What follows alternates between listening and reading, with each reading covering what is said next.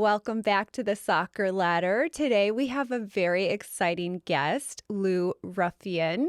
So I actually met Lou in Madrid at a Real Madrid game, and we had the most amazing night together. We got Pretty to good. tour the stadium, tour the locker room before the match, go pitch side, and they won as well. So we had a really amazing night together. But beyond that, Lou, when we were talking, your story is you're just such an impressive young woman. So I had to have you on the Soccer Ladder, and we're so honored to have you here today. So welcome. Thank you so much for having me. I'm super excited to be here. Thank you. Okay, you've already played for France at the U17 Euros, a U17 World Cup, and you're heading to Harvard. When did you first realize football could really change your life? I think that honestly, I never realized it could change my life. I just started playing soccer, really fell in love with the sport. I was truly passionate about it, and I knew I wanted to do that. And I just followed my journey. And I followed my journey, and a lot of doors opened up, like Harvard, the French national team, my club in France. And those opportunities that I got, I seized it. And then as I'm growing higher and higher, that's when I realized, like I want to make this my job and I want to continue to do this because I love it. So it wasn't really something I planned, it's just something I felt. Yeah, yeah. So I guess I should back up a little and have you tell us a little bit about your background, like where you started, and then I don't know, maybe the steps to get you where you are today. Because I mean, you're a young woman. It's so impressive. So I moved to the US when I was four, turning five, and I asked my parents to play soccer right away. And I did three different clubs in the US. And then when a year ago, I got scouted to play for the French national team at the Euros while I was in the US. And I had committed to Harvard, and I was playing for MTA ECNL at the time, which is a great soccer team. And then when I went to go play at the Euros, I got the opportunity and I got recruited by Paris FC in France. And then I started playing for their academy and their first team at the same time. And I also got the opportunity there to participate in the World Cup. I got selected with them to go to Morocco, which was a crazy experience. I And bet. now I'm heading to Harvard in a couple months, so I'm super excited. Just amazing. Oh my goodness. You've experienced both the highs and heartbreaks of international football already, especially losing in penalties to the Netherlands. What did those moments teach you mentally? Mentally, I think it was definitely one of the hardest moments of my life. It was really hard. It was a big slap in the face. And it was definitely, I fell down. I was crumbling. The emotions were running really high. But I think I'm not grateful for it because it hurt, but I think it was such a learning moment. And I grew so much from it as a person and as a player. And I think it's a great learning step for me to not have it repeated. It's the game. It happened, and I'm gonna grow from it as a player and as a person. So yeah. My son, Liam, is 13, and there's so many young kids like going through all of those highs and lows and challenges. So, yeah, that's very important to hear. What's the biggest difference between academy football in France and playing for the French national team? I actually think there is a huge difference with both the academy and the profession and the French national team because it's the best French players that unite, and we don't play yearly like we do in club. We have like a couple of days or a couple of weeks to prepare for big tournaments, and we have to like connect the piece together, which is hard. Also, you have to adapt to different position. Like you're not usually going to play your position. You have to make the sacrifice that they ask you to play right back, and you're forward. You're going to have to adapt, which is great. I think it's great to learn from playing in different position. And also, I think the atmosphere on the French national team is a little more tense because you know you want your spot, you know you're competing for your spot, you know at any moment anyone can take it from you. And also, it's a little bit more nerve-wracking because you're we say something, we have this expression, le poids du maillot, which is the weight of the jersey. You know, when you Ooh. step into that jersey, there is a weight, there is that pressure, and sometimes, you know, it can either break you or make you. Liam, we have him work with a life coach. And one thing his coach always says to Liam is pressure is earned. So Hmm. I love that saying. That is so good. Um, why was Harvard the right next step for you, both as a footballer and as a person? So when I did my recruitment, I did get a lot of offers from a lot of different university, and you know, you don't say no to Harvard. You know, when Harvard calls, you know, it is Harvard. So I committed, and I'm super happy I did. And then when I headed to France, they did offer me, Paris FC did offer me a professional contract. And in my heart, you know, I felt like it was right to choose Harvard. You know, for me, it's the right decision. That's what I want to do. I made a promise and I'm loyal and I'm going to go to Harvard. And I really want to go there and contribute right off the get-go. You know, my freshman year, hopefully I get whatever role I get, I want to contribute. And it's really important for me to contribute and, you know, go win some titles with their soccer program. So impressive. Real quick, what position do you play? So my position, I'm pretty versatile. I play either attacking mid or striker, and sometimes you're gonna see me on the right wing. Wow. But I'm an attacking mid. So for me, I'm an attacking mid. I love that. So Liam, this year they've moved him to a six. So he's more of like the defensive, Hmm. yeah, the defensive mid. And I keep, from people like you and, some other professionals that we've had on our show, one thing that we've learned is you got to be versatile. So I think it's so important hearing that from you again, that you kind of play like you can play three positions, right? Yeah, yeah. And Yeah. on the national team, I played the last camp I did, they played me right back. So I had to adapt again, which was completely new, but I think for a first time I handled it pretty well. So I'm proud of myself. Oh, yeah. You go, girl. So impressive. A lot of young players dream about Europe. What does the day to day reality of playing for Paris FC actually look like behind the scenes?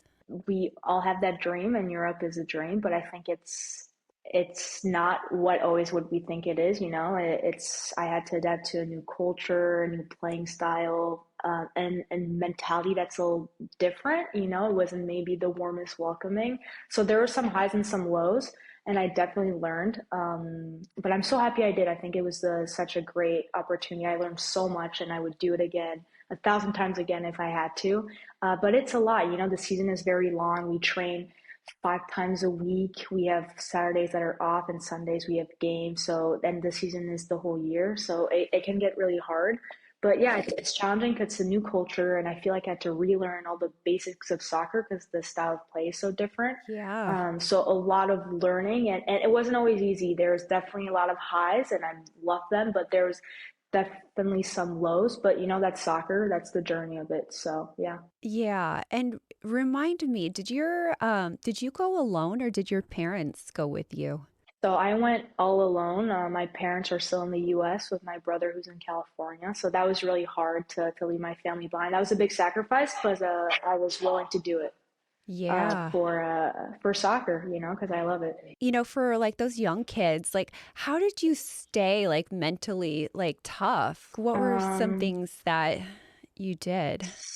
Something that I think the biggest and most important thing is to surround yourself with good people, have a good trusted group of people um, that you know are going to help you or going to bring you up and not down. And also something that I would do if I could go back is have a mental coach sooner. I do have one now, Oh, I love that. and it's so helpful. It really helps me, and it really changed me. I think now I'm way more consistent mentally. I have way less dips, way more consistent. I'm still gonna have some because again, that's everyone. Yeah. But usually in the past, I would have bigger dips, and yeah, mental coach is the best thing probably.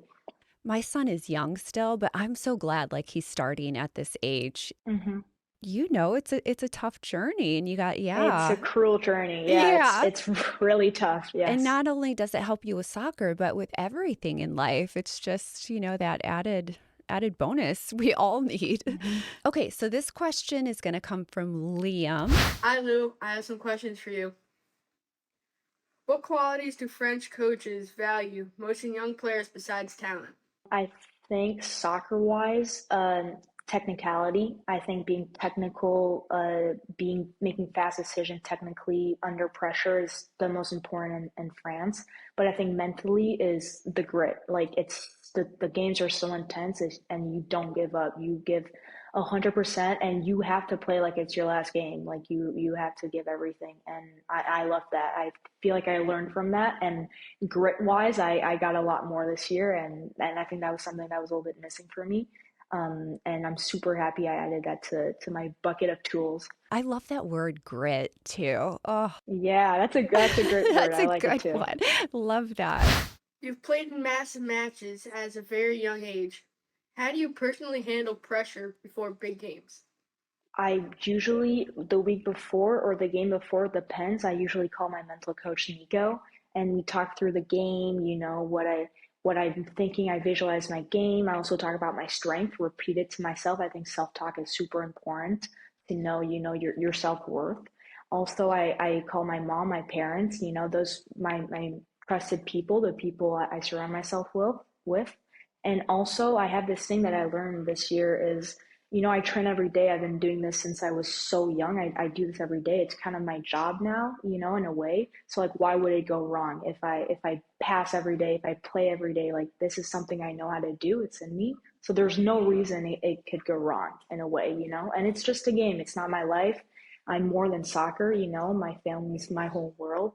So if it goes wrong, it goes wrong, and that's okay. Do you get nervous before a game? Of course, I think everyone gets nervous. I think nerves are good. It means that you care, you wanna Yeah. win. And before semifinals of the Euro or quarterfinals of the World Cup, you're nervous, Yeah. people are watching and this game is super important. But that's you do this, you want to do this. If you want to do this, then no reason you should, be scared of it. Do you have any game day rituals? No, I usually just call people. Like I need to talk to people. I just talk to people and I spend a lot of time with my friend from the team and we just laugh. Like just not think about soccer. Like I'm just gonna play a game. I just think about my life. We laugh a lot. And then I go play my game and then I come home and we laugh again. I'm just Yeah. trying to distract myself from the game actually to when I'm in the game, I'm gonna give it my whole heart. Laughter is just like so good for your soul, anyhow, no matter what. Yeah, yeah. I, It helps. It helps. yeah. What's one misconception people have about elite youth football in Europe? So actually in the US, soccer is kind of like the main sport for girls, and people Yeah. think that it is in France too, because France is a very good soccer country, but it's not actually. The girls in my club, they were still playing with boys like 3 years ago till U15 they were playing with boys. They were always played with boys, and you really start playing with only girls in big academies. So yeah, that's a big misconception in France. Wow. I had no Yeah, idea. Oh yeah. my God. Yeah. I guess there's pros and cons to that, right? Would the pro be like playing with boys might make you, Quicker, yeah, yeah, quicker, yeah. like stronger? It helps. I think playing with boys is a great way to grow, and I think it actually benefits them when they come because I think they come even better when they come playing with the girls, and then with all the girls coming in, it just creates such a good group. Okay. Okay. That is crazy, though. I had no idea. Yeah, yeah, me too. I was shocked at first. Wow. Okay, I love this question. For young girls trying to reach the next level, what advice would you give them about balancing confidence, pressure, and setbacks? I think again, I feel like I'm repeating myself, but the people you surround yourself with, and a mental coach. And I think, at first I didn't want to be with a mental coach. When I didn't have a lot of confidence, I didn't know. I felt not ashamed. I felt like, therapist, I don't know, I saw that as a bad light, which I shouldn't have. There's no shame Yeah. in it. But my mom told me, you train every day, you work every day, your body is your tool, and your brain is also a tool, and you have to train it too. Because you have to train your body and your brain. There's two things to soccer. And I was like, yeah, you're right. And I started, speaking with mental coaches. And also we have a therapist at our club that we have to see, and because it's, we have to, and it really helps also. So just setbacks, talking to people that you trust and that are going to help you is very important. Yeah, that's such important advice. Okay, 5 years from now, what does success look like for you? So in 5 years, hopefully I'll be graduated from Harvard. Fingers crossed. What an honor. And then, yeah, what an honor. And then I want to be playing professionally either in the US or in Europe. Also, I want to be on the French national team, but the first team, I want to be playing with them. And maybe I really want to be sponsored by Nike. So maybe having a sponsor there would be great. But yeah, just having a loving family by my side also. Amazing goals. I love that you know that already. Um, and yeah, I think that sponsor will come too. Hopefully, hopefully. Okay, let's end with some rapid fire. Okay, hardest opponent you faced. Um, Definitely Spain by far. Okay. Favorite player growing up. Alexei Putellas from FC Barcelona. Ooh. Champions League or World Cup? Mm, World Cup. Paris or Boston? I might be biased because I've never really lived in Boston, so I might have to say Paris, but I'm gonna say Boston because that's a new chapter that's coming up and I'm super excited for it, so I'm gonna say Boston. New chapter. One word to describe your game. I have too many. No, I'm kidding. How about three? You want to do 3 words? Three? Okay. Um, Passionate, creativity, um, and grit. Grit. Oh, that's our word of the day. That is our word of the day. I like that too. Yes. Dream club to play for someday. FC Barcelona all the way. Oh, ooh, girl. Yes. Wait, let's do one final one, since it's like right upon us. World Cup predictions. Oof, that's a hard question. I mean, I'm French. I'm French, so I'm going to have to say the French national team. But I think Spain is looking good. I think Spain is gonna be right up there too. I think so too. How far do you think the US will go? Oof. I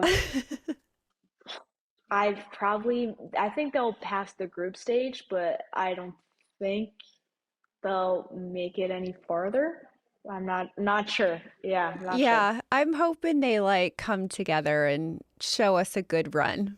I'll put it Yeah, that way. I want them to go far too. I think they deserve it. Yeah. Oh my gosh. Well, it was so nice having you on our podcast. And I know like you're a busy person and we've been trying to coordinate this forever. So thank you so much for taking the time. You're just so impressive. You know, I love you and I'm a huge fan. So No, thank you so much for having me. It was such an honor and I loved it. And thank you again. Yeah, thank you. okay. Okay. We'll talk to you soon. Sounds good. Thank you so much. Bye.